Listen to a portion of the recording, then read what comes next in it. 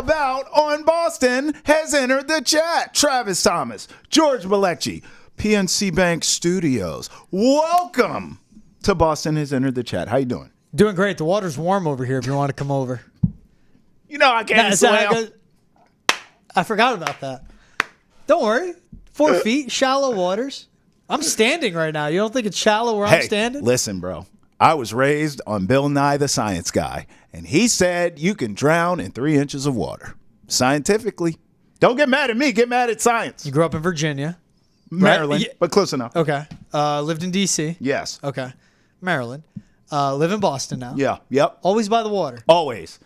Wife can swim. Kids can swim. You can swim. I'm good. If I fall in, I got people that got me. My life is valuable. Your big ass? Yeah, I know. You fall in, your kids ain't saving you. They love you. They're going to try. Colt, do some push-ups. Yeah. Save me. Yeah. And grow 10 years, too. Yeah, facts. Hey, if you guys want to get involved in this conversation, because who wouldn't, hit us up, 617-790-0928 on the hotline. Plus, email us the chat at nesson.com. All right, GB. We have a lot of things trending right now. Mm-hmm. All these caught our eye, so let's run through them. The Kraken have hired Jessica Campbell as an assistant coach, which makes her the first woman in NHL history to hold a full-time role behind the bench. Should we give it up for the Kraken here? Well earned, but also overdue, but I'm glad that we're moving in the right direction. Give it up for Jessica Campbell, too. Facts. She's a full-time assistant in their NHL system since 2002. Yep. Was an assistant coach in the IHF men's tournament in 2002. Also the first female to hold a role like that in that tournament. Mm-hmm. Played 4 years at Cornell. Played professionally in Canada and Sweden. Mm-hmm. Was the team that she coached in the AHL Calder Cup runner-ups. Mm-hmm. She'd be running their forwards or power play. Got the resume. Yeah.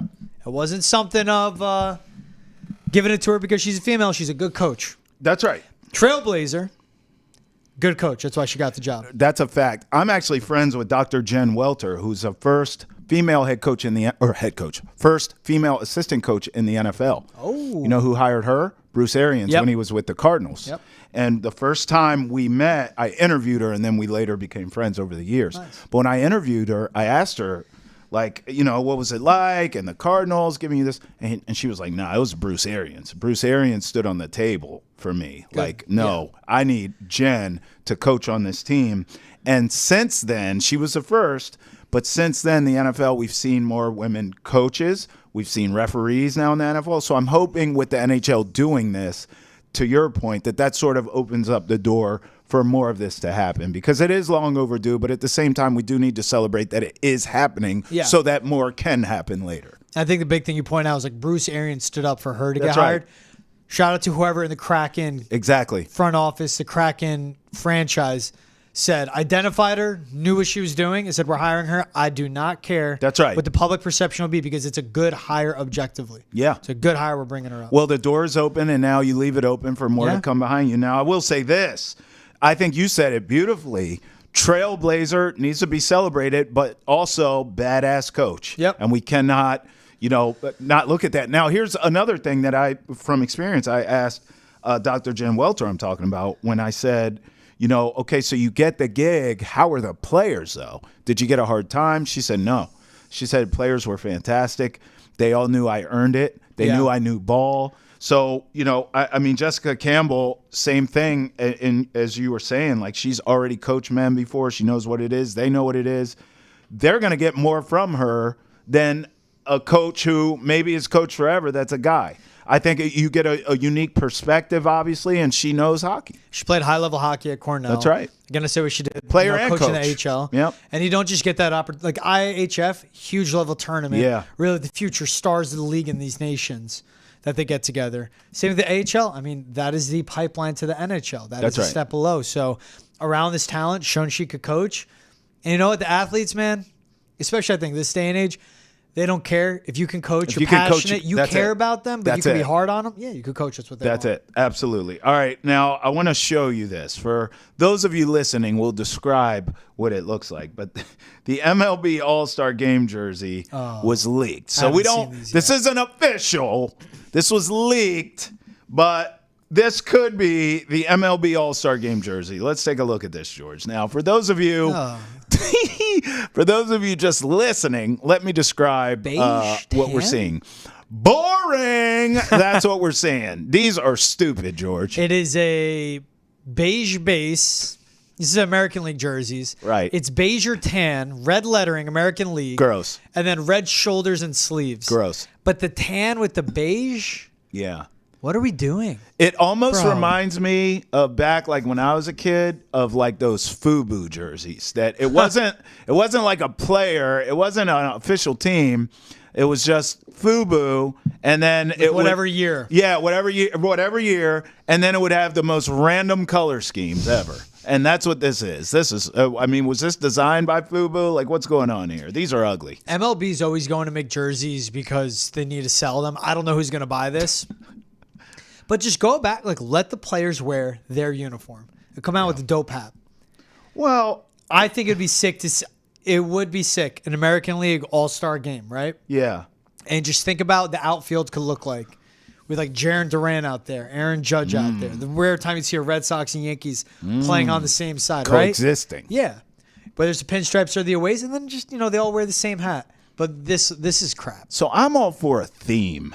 But this is me in my life. I like going to like theme parties. I like themes. I got it. You know what this is? What? When Wisconsin or Nebraska comes out with like their retro jerseys from 1904, that's what it is. Yeah, you're right.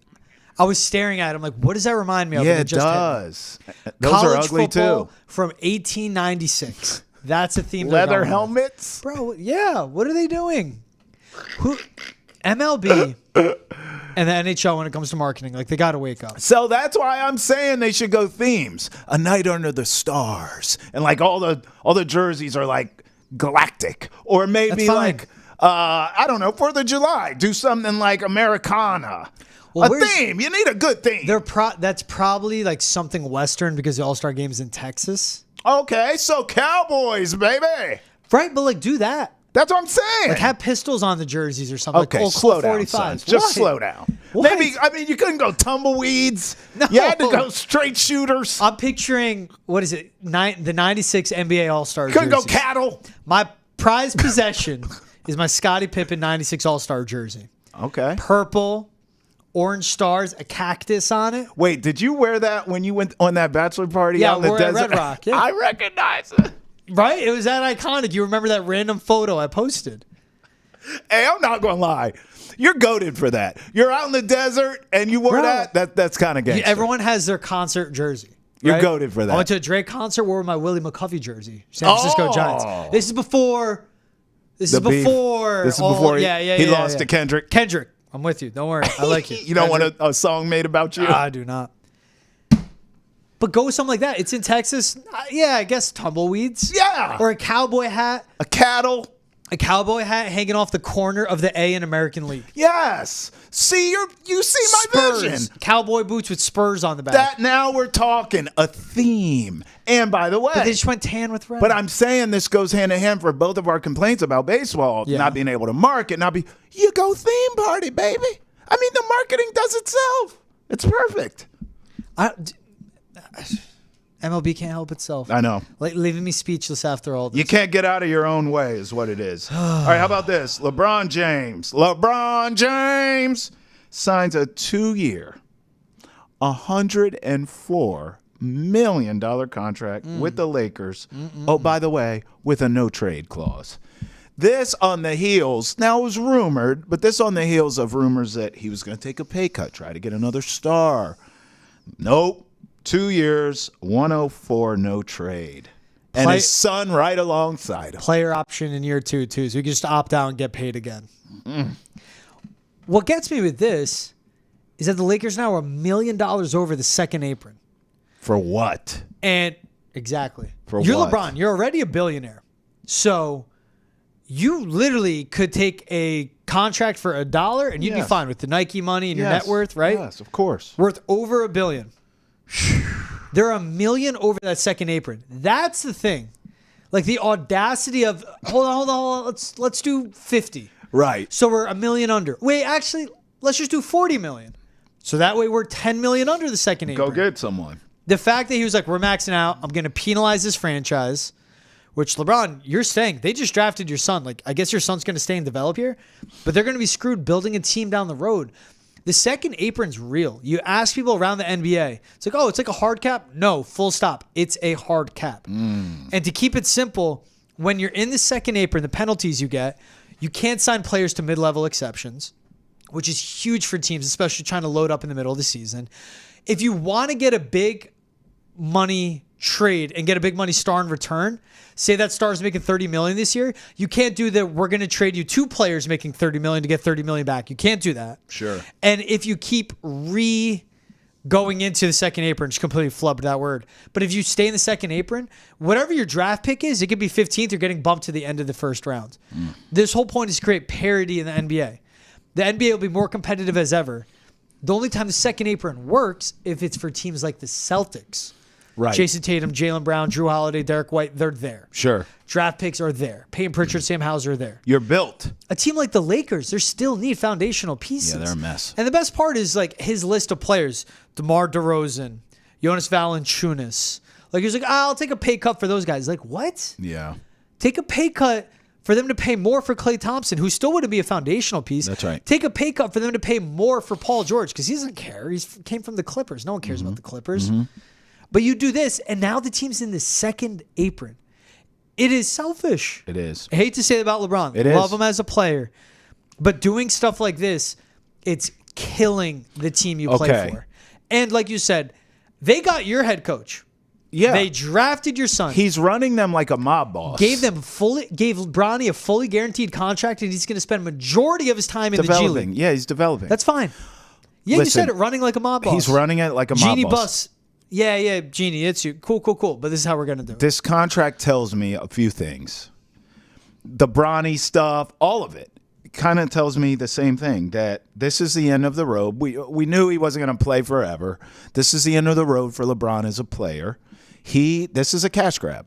Yeah. He knows I ain't beating Jokic, man. He's about to be 40. They're just. I can't beat the Nuggets. Oh, my God. You see the Thunder? The youngest number 1 seed ever in history of this league, this long storied history.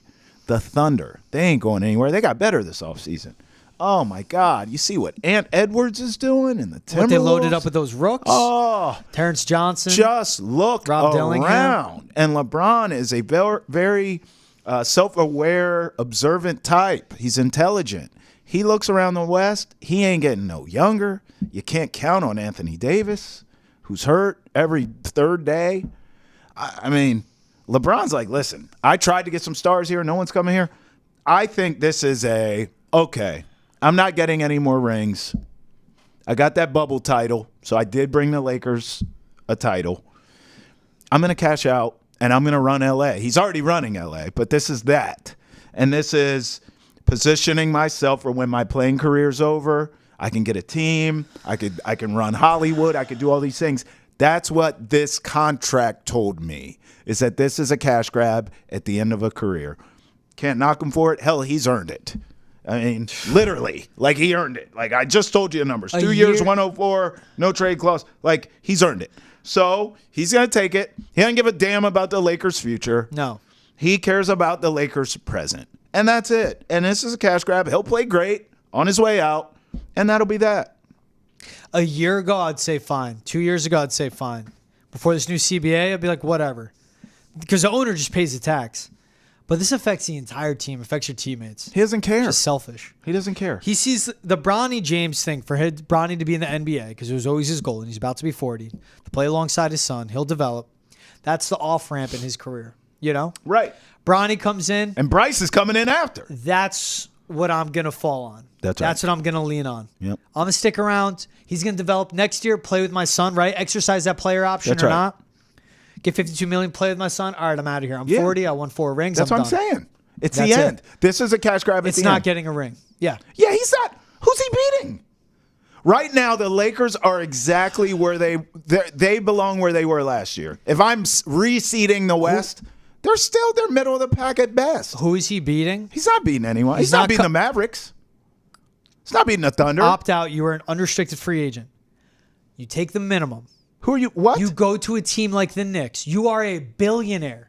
You know damn well he ain't going no you damn bring a Knicks. ring to New York City? He ain't going no to the Knicks. Knicks? Nah. You bring a banner to the Garden? Yeah, but You he's are done that. God, dude, he did it in Cleveland, Yeah, he's in already- LA, and Miami. he's done that. None of those are the New York Knicks. Fair, but I'm saying he's done the mercenary thing. He's not going to do that Go again be at a this mercenary old. one more time.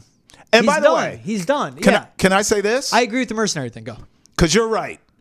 He ain't done it in the I big... want him to be a mercenary. No, I get it. You ain't done it in the Big Apple. Let's stay with your thought. I'm cool with it. He's not beating the Celtics.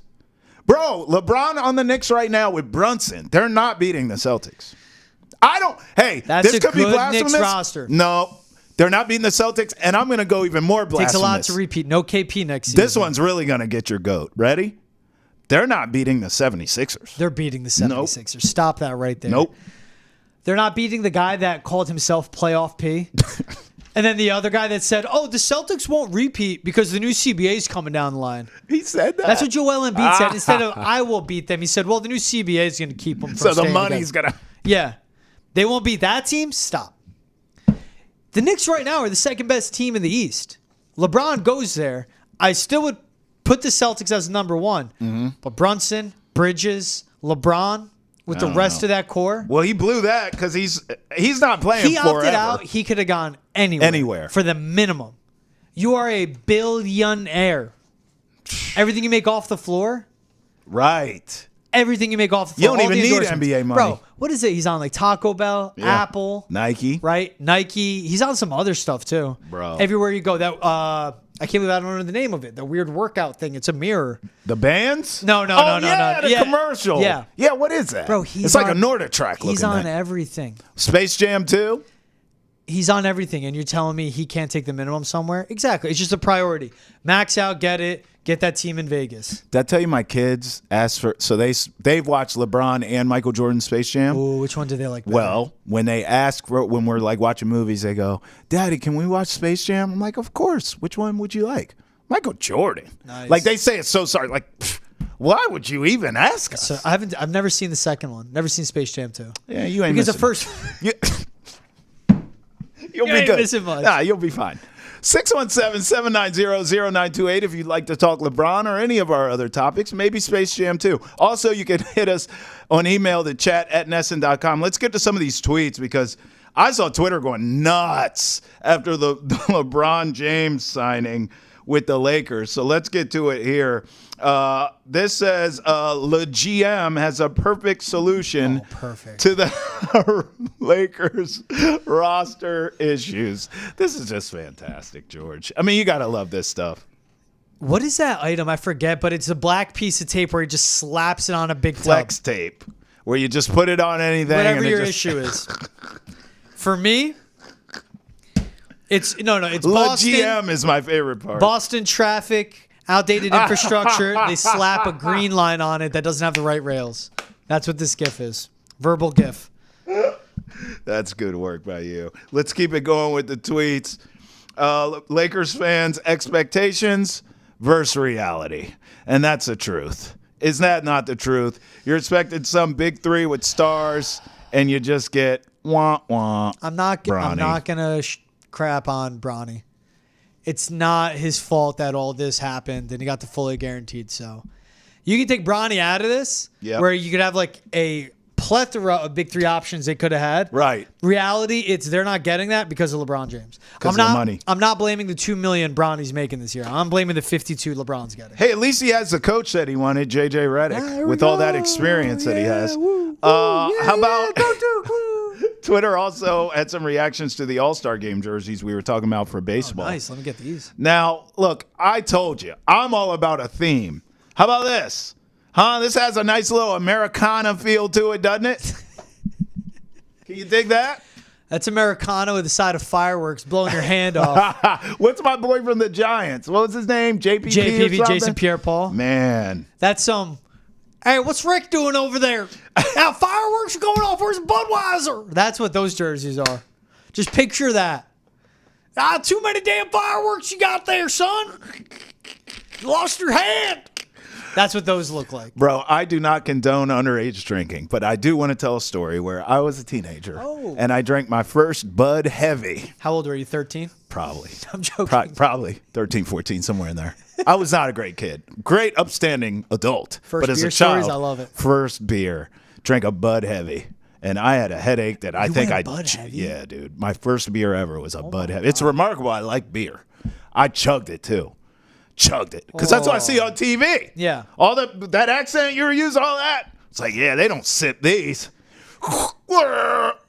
And it just... I didn't puke or anything, but I had a headache that maybe just went away a couple days ago. Like, it felt like... I feel like I got CTE from from a Bud Heavy. You know those, 13. You know those. That's tremendous. I love Bud Heavies, by the way. You love Bud Heavies? Oh yeah, I'll diesel? drink Bud Lights with you. I ain't drinking no damn I love Bud. a good diesel every day. Really? Once in a while. Oh yeah. God, you are just you. I tell you, you're a man of many layers. You are an onion. That's incredible. Oh, yeah. You drink Bud Heavy? Yeah. So you'll go to a bar and be like, "Give me that Budweiser." Yeah. Oh yeah. If I'm already eating.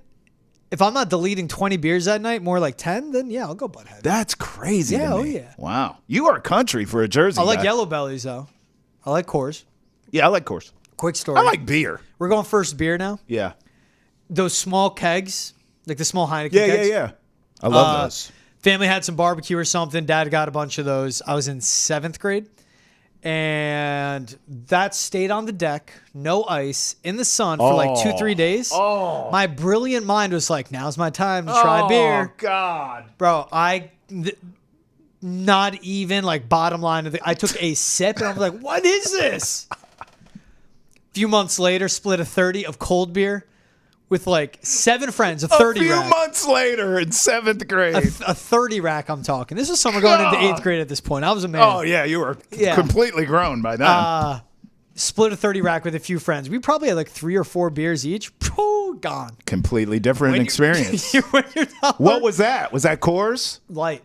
Yeah, that's good stuff. But that's a good stuff. Yeah. Wait, how old are you when you're 7th grade going into 8th grade? 13. Yeah, you turned, I was 13. So we were I'm busting your chops. I was 13. What did we learn here? George and I both were absolute creeps as kids. Well, all right, hold on. Was not that. Well, alcoholics. But I got it out of my system. Dude, by the time I got to college, I was like, yeah. And then I was like, I'm doing this more. Yeah, well. Interns, working. Listen. If you guys have stories that you want to share, 617-790. Email them in thechat@nesson.com. Your best beer story. Call us. We'll be a part of it. Clearly, first beer story. You hear what we're doing. All right, who is the Celtics' next owner? If you had to build an owner, like Build-A-Bear. I just love going from the drinking transitions. beer at 13. Yeah, I was 13. You know who the next Celtics owner is? They weren't drinking beer at 13. They were like Montessori school or like boarding school, Brewster Academy. You know what I mean? Like they were disciplined and solving educated. Problems. Yeah, we were creating problems. They were not us. How would you build your next ideal owner? Humanitarian. Oh, come on. Philanthropic. So you want Tony Stark from No, I'm lying.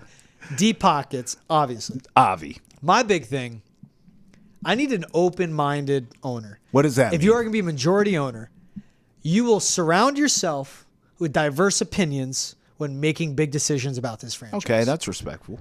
I don't want an echo chamber owner. Yeah. All I right. want passion. Yeah. I want competitiveness. Yeah. I care about how you came to those billions. Like a Steve Ballmer, right? Yeah. Worked his way. Obviously, was in Microsoft and all that.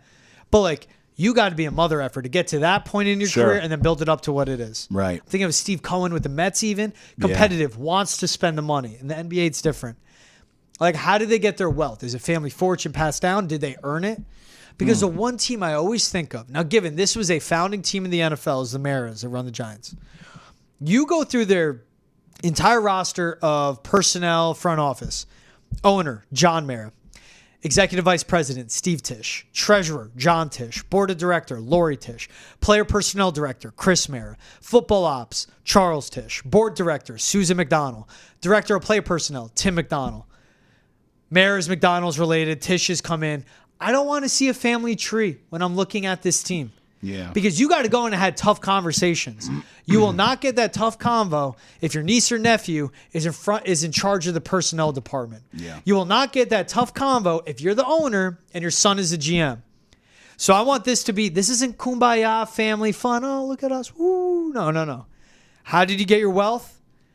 I want you to have earned it. I want you to have been a mother effing dog. I want you to have been competitive and get to that point and go from there. Okay, I respect that. Listen, there was a guy that when the Commanders were up for sale, Byron Allen is his name, and he's made his money through the media, billionaire. And he was trying to get the team at the time and his group. You know, all these guys have groups, right? It's like them with some other people. And he was trying to get it, and his group got outbid by whoever ended up owning the team. I think his name's Josh Harris. But Byron Allen, at the time, I remember thinking, like, man, how cool would it be to have a black owner in the NFL? Didn't happen, fell through. I would like to see it in the NBA. I like that. And I know now what I don't know is he interested in owning an NBA team, right? Is this like a business move where you just want to own a sports franchise? Or was it specific to I want to own an NFL team, which I get, right? I'm not going to knock that if that's the case. But if it is a more generic, I just want to own a sports franchise, I think this is a tremendous opportunity to not only make change, but this is a guy who's qualified. Now, he was outbid, his grouping, but he's been through the process of trying to buy a team. He knows what it looks like. He was the front man. He would have been the majority owner here. So I just think the NBA, him and his group, the Celtics, it feels like a great move to make. So that's who I would like. And this is a guy who's made you say, how do you make your money? He made it through the media. He started a media company.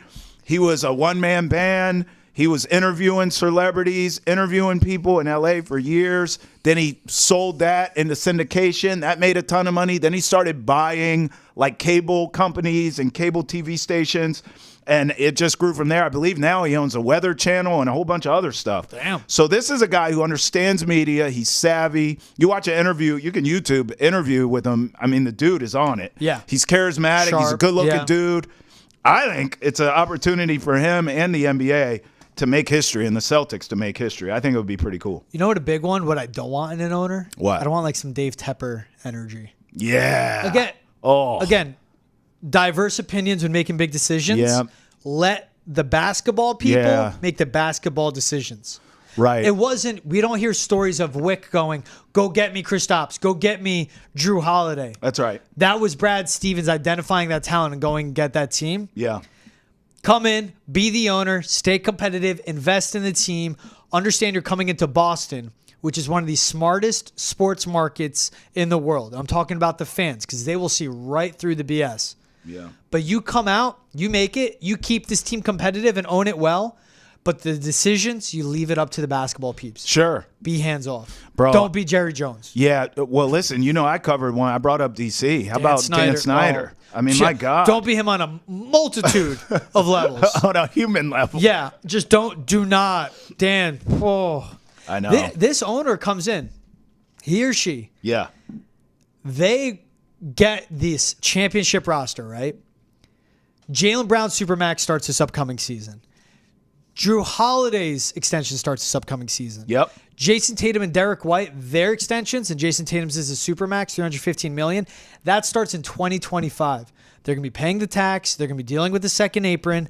They got to hit the ground running. They have to take advantage of this window because it also is the quote-unquote tax you pay of being in the second apron because they come in, win now, repeat, go back-to-back, whatever. Sure, yeah. Because a franchise will be paying the price right. a couple years from now with the second apron penalties kicking in. Yeah, well said, my friend. Okay, now, here's the other thing we need to kind of think about. A new owner could come in and want to build a new arena for this team.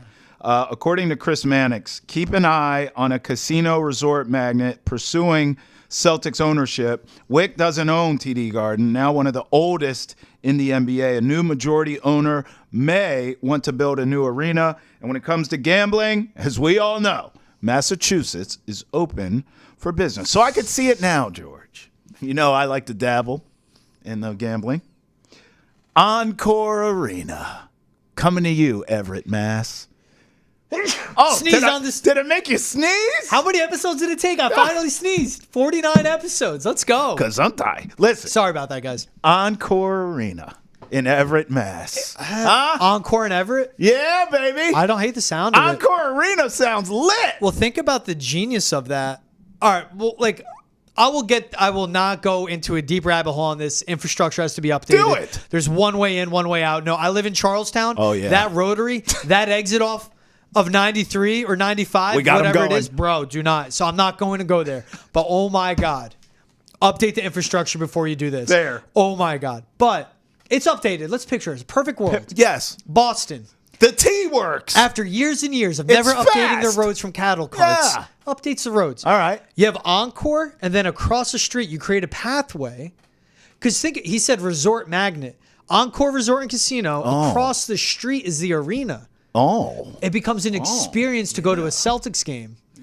You might lose that home court a little because it's more of a let's go gamble, it's a destination. Spend a weekend, let's go across the street. That's hard. It could make the Garden a little more sterile in a way of you guys aren't here. You're not Hawks fans. You're not Celtics fans. What are you doing here? Oh, we're just visiting from Colorado. Just want to gamble, see Boston, go to a Celtics game. I don't hate it, though. But like that setup could be perfect. That's hard. Dude, my opinion, the Garden... And I am the person, the second I look at anything, I go, what's wrong with that? Where am I going to pick holes? Yeah. Location of the Garden should not be moved. I think it is perfect where it is. I won't argue that. It is in the heart of downtown Boston. Yep. It is right off both highways. So you'd keep it? I would, yeah. And just upgrade? It was built in 95. It's the 8th oldest arena in the NBA. So you just upgrade that? I think it's great right now. The 9th floor halo, the new seats, all right, the brand new Jumbotron they put in. This would take time. I would not move the Garden. Okay. I would not tear it down. I think it's perfectly fine. What's old about it? Certain parts, but just keep maintaining it and upgrading. I think it's perfect. All right. But I understand. I like that Everett idea. One I thought of. I have two. Okay. I will say this. All right. You want to build a brand new arena? Mm-hmm. There's some like big, ugly federal building right next to TD Garden. Just tear it down. Tear it down. It's probably important, George. I don't care. Tear it down. Put them in City Hall. Build a new arena, then where TD Garden used to be, build a federal building there, and then put whatever on top of it. So, like, they'll get their building eventually, but because that lot where the federal building is bigger than the lot TD Garden has. You may want to research and see what goes on there.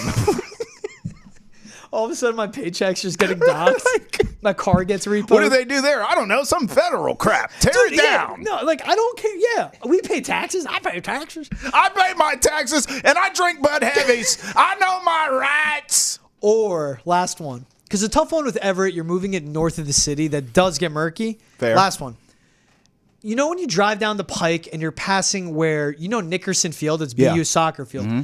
There's this random, vacant, dusty lot. Yeah, what is that? I don't know. Me either. I looked it up on Google Maps. There's railways there. I think it just holds rail I know cars. exactly where you're talking about. I don't know what it is. That's a big space. I'm not the first nor the last person to ever think this. Every time I drive by, I go, why is there not something there? No, that's fair. The lot, TD Garden, you dropped it, picked it up on a crane, dropped it, and it fits perfect. Yeah, it's a big lot. So you could build a bigger arena. Yeah. You could build it in a mushroom way where it covers some of the freeway. Yeah. Parking underneath, all the parking around, or that becomes a full-on just complex campus of shopping, whatever. Sure.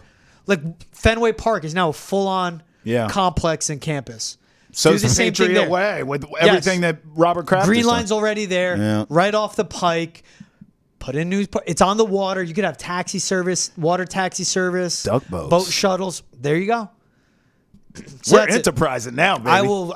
I think I'm gonna end up. I don't want to run for mayor. I'm gonna end up running for mayor of Boston one day because the traffic pisses me off that much. This is what we'll do. I got it. Ready?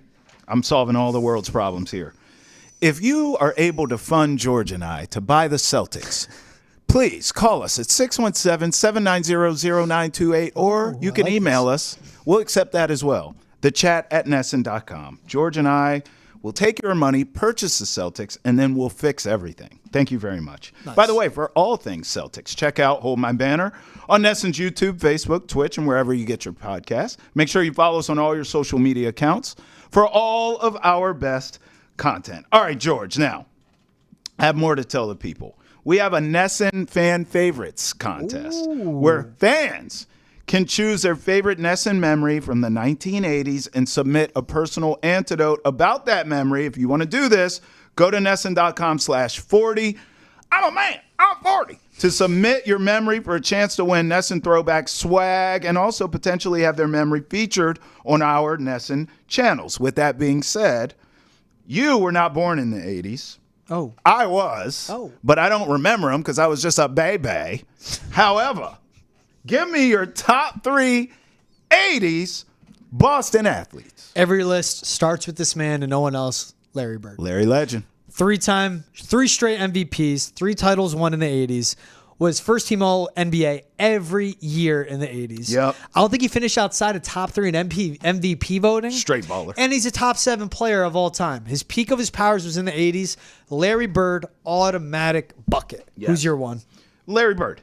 Now, here's the thing. I grew up in the 90s. So I did see the tail end of Larry Bird's career. He was not the same guy. Yeah. But what I do remember, I talk about this all the time, he would come in and get buckets, like quick, fast, and in a hurry, but then he had to leave the game. And I always remember he would never sit on the bench. He would lay on his stomach. Oh. He'd lay on his stomach the whole time on the sideline. And my parents would tell me, like his body's deteriorating, his back so bad. Crazy. But they would tell me stories, him against Magic in college, and then those early Celtics memories. So Bird, for sure, is the one. Who's next on yours? Jim Rice. Jim Rice. The great Jim Edward Rice. Now, I know from 77 to 79 was just absurd, the numbers he put up. Yeah, peak, right? But still in the 80s, his age 27 to age 35 seasons, these are the ones I did. Yep. 5-time All-Star, top 4 in MVP votes twice. Wow. In 1983, 39 home runs, 126 RBI, both led MLB. But from 27 to 35, no one like him. Wow. One of the best Red Sox players of all time. One of the best dudes, too. He's so great to both of us. I mean, he's great to everyone here, but obviously with George and I being on air, Jim Rice has been fantastic to both of our careers for sure. And I always remind him of that, too, every time I see him, that I thank him for being so cool to me since I've got here. I'm going Roger Clemens here. Ooh. Now, again, very similar. I do remember him with the Red Sox, but from the 90s era. And also, I remember arguing for years once a steroid era came about where people were like, oh, Bonds, oh, Clemens, oh, they're saying all these names. I said, hey, slow down, because both Bonds and Clemens, both, in my opinion, were Hall of Famers long before they touched that stuff. What that stuff did was prolong their careers, and they went on and put up video game numbers and stats, which I get it.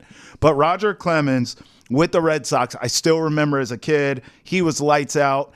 And then, whatever happened, he prolonged his career and was even more lights out. And then post-career, Randall's story, I got a chance to interview him at a minor league all-star baseball game his son was playing in. Oh, okay. I just ran up on him with a camera. No one else was talking to him. Everyone was shook. Like, oh, there's Roger Clemens. Not me. I'm running up on him. So I ran up on him, thought maybe he'd big-time me, hit me with the Heisman. He did not. He was gracious, talked to me for 10 minutes. So Clemens on my list. Love that. We should get Clemens on the chat. We should. Let's go for that. Last one, top it off. All-time Patriot great, Andre Tippett. Tippett. If it wasn't for Lawrence Taylor, Andre Tippett's the best pass rusher of his generation. Yep. For 83 games from 83 to 88 is really his 5-season stretch is nuts. 72.5 sacks. Woo! 84 to 87 really was his peak. He's a great player on okay teams, except for that 85 team, of course, he made it to the Super Bowl. But Andre Tippett, one of the best pass rushers to ever play the game. If it wasn't for Lawrence Taylor, that's the dude in the 80s. I like that. I'm going Ray Bork. Yeah. I mean, obviously, like in this town, we all know it. And it felt like he played literally forever. And I do remember him as a kid, but I also remember growing up and Ray Bork was still playing hockey. Mm-hmm. So for that, the longevity, and where I'm from, I covered the Orioles, Baltimore. They worship Cal Ripken. So it says something to me when a player has that kind of longevity, that kind of Iron Man, if you will. Ray Bork is it. So I remember him as a little kid all the way to damn near I was grown, and by the time he retired. So Ray Bork is on my list for sure. So I got Bird, Clemens, Bork. You have Bird, Jim Rice, and Andre Tippett. Yeah, great. Both great lists. I love it. All right, let's keep the list going. Love it. This is something very, very personal to me. I need to know, on this holiday, your July 4th staples, your Mount Rushmore. What you gotta have for America? Number one. I need a body of water I'm staring at. Lake, ocean, river. Got that from when I was living in Missouri. Going floating, some of the best things. I need there to be a body of water. Lazy River? Of July Does a lazy river count? Yeah. Okay. Water park, I don't discriminate. All right, okay. Whatever water. Slip and slide. Pool, whatever. Yeah. Okay. Yeah. Whatever body of water gets you going. Jacuzzi. Yeah. Okay. Got another one? Cold plunge. Sure. I wouldn't do it, but yeah. Lakes. That's my big thing. Love a lake. Because this is what I want, right? Listen. Yeah. Playing beer pong. Okay. I'm not jumping the line here. All right. Playing beer pong, chug a beer. Yep. I win, run down the dock, jump in the lake, get out, play the next game. That's just that little experience. That's what I need. Yeah, your ass drank Bud Heavies, no doubt about it. Listen, Greg, can I get the ISO, please? Number one on my list. Greg, can I get the ISO? Number one on my list. That drink. Whatever your drink is, that drink. You cannot have a 4th of July party without that drink. Now, there are going to be people at your party that don't drink. That's cool. There's going to be people at your party driving, being responsible, getting people home safe. I salute you. But the fact remains, at your party on July 4th, you must have that drink. Can't hate. Number 2 on your list. Love that drank too. Number 2, fireworks. Of course. Especially me setting them off. Oh. Fireworks are illegal in New Jersey. Careful. Oh, I know. Don't worry. Got my first taste in Missouri. Pooh, buddy. I'm sure. I'm sure. Amazing. I'm sure. I need to set them off myself. I need my fireworks.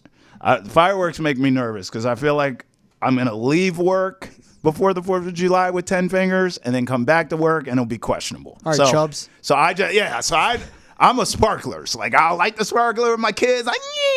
I ain't setting off no damn fireworks. You hate my 4th of July. You can't swim. I don't hate it. You can't swim and you don't like fireworks. Just to review, if you go back to number 1 on my list, I would love your party as long as you got that drink. Now, number 2 on my list is the glizzies. I need the hot dogs. I need them fresh off the grill too. I'm not trying to have them. Don't grill them in the morning. Have them sitting out all day. Hell no. Grill them. Put them on the bun. Hand them to me. I'll get them done. I like that. Number 3 for me, I'm going food here too. Steak tips on the grill. Yeah, I'm going very precise. You're going very regional here. Give me the cheeseburgers, but I need them steak tips. I need those barbecue skewers, little onions, little tomatoes. Okay. Lamb chops on them. Kibbeh. Respect. Lebanese. Yeah. Respect. Okay. I'll be honest with you. I was a hater on steak tips when I first got here. I said, why not just eat the whole steak? What's your problem? No. Then I had them. Yeah. And I said, I understand. I'm in. All right, I'm going burgers. I told you hot dogs. You can't have hot dogs without the burgers. So you got it. I'm a cheeseburger guy, but I respect the people that don't put cheese on their burger, but I got to have it. So give me the cheeseburgers for me. Last one. I said a lake. I said fireworks. Yeah. I said food. Yep. Steak tips. What's missing? That drink. That drink. Come on. I need an ice cold beers. Oh. Ice cold beers. Oh. And then at night, little whiskey on the rocks. Oh. Put me to sleep. You go beer before liquor. Yeah, I did. Lord have mercy. I know. I go liquor before beer. Beer before liquor, never been sicker. Beer or liquor before beer, you're in the clear. You really want to get crazy? Oh, I do. Mixing a cigar at the end of the night? Oh, I am definitely puking at your party. Growing up a little hookah, too? Oh, my God. I may not make it out your party alive. All right, last on my list is, unlike George's, who wants to set them off himself, I just want to go enjoy the fireworks. Let the professionals handle that. I need all 10 of these, baby. So I'm going to watch the professionals set them off. I want the grand finale when all of them go. You get all the colors. Pew, pew, pew. Oh, that's the best. Pew, pew, pew. I mean, I've been in situations, I've been single and looking to mingle, and the fireworks help me out. Then I've been with somebody, and I say, baby, just look at the stars, and the fireworks are so beautiful like you. Now I'm married. My wife can't stand me. But you know what brings us together? Watching the fireworks together. Now I got kids. They can watch the fireworks. Fireworks on 4th of July. Gets it done every time. I got nothing after that. No, like the fireworks, you made all great points on that, bro. Should I wrap it up here? You are a man with experience. Yeah. And you know what it takes for a great 4th of July. I love 4th of July, by the way. Thanksgiving, favorite holiday. Okay. Christmas, second. 4th of July is third. It's in my top 3. Christmas 1. Okay. I'll go 4th of July 2. Oh. Memorial Day weekend 3. Oh. Big in the Jersey Shore. Okay. And I'll go Thanksgiving 4. All right. Hey, happy 4th to everyone there. Travis Thomas, George Balekji.